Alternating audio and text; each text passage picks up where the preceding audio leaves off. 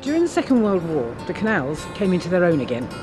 But what they found was that they had lots of work and lots of boats, but not enough good crews because young men were signing up and going off to the war. So they recruited young women. It was known as the Women's Training Scheme. Now, much later they became known as the Idle Women, but that's a nickname that came after the war. During the war, they were the trainees, with a few expletives added by some of the boaters because they weren't always very competent, at least not to start with.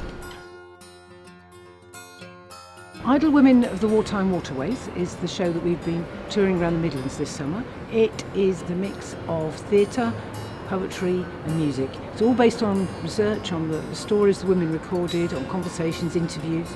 So pretty much everything that happens in it happened to somebody somewhere. This summer we performed in all sorts of unusual spaces, including a dry dock, a real working dry dock in Banbury, Toolies.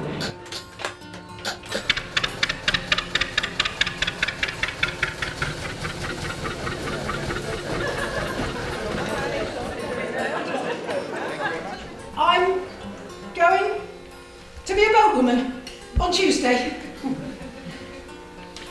No, for the duration. Day out. Tooley's dates from 1788. During the war, the trainees came and started transporting goods and it became a booming industry again. Obviously Tooley's boatyard would have been there to look after the boats and maintain them as well. Wool, sugar, cotton, shoddy, coal from Coventry, standing in black as it's pouring in, finding bits in your boots, grime on pillows, grit in the kettle. Idle Women Recreating the Journey is the project that we're planning for next year, and we're going to recreate the journey that the women worked from London to Birmingham, Coventry back to London by boat.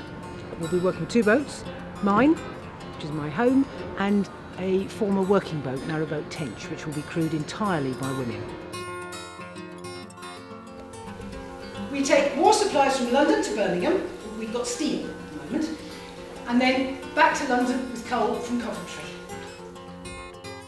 Shelves in the cupboard, shelves beside the door, tilted shelves for holding books, wait, there's more. We took a trial run from Elstree to Birmingham on Willow and Ash, and here's what we found. Alarum Theatre is a small company, started in 2010, and we want to tell the stories of ordinary women. Women whose lives have just lived out quietly, unnoticed, often ignored, but are rich with stories. So next year when we tour the show, we want to follow the route that they worked and take those stories to the places where they happened along the route, bringing the history on your doorstep to your door.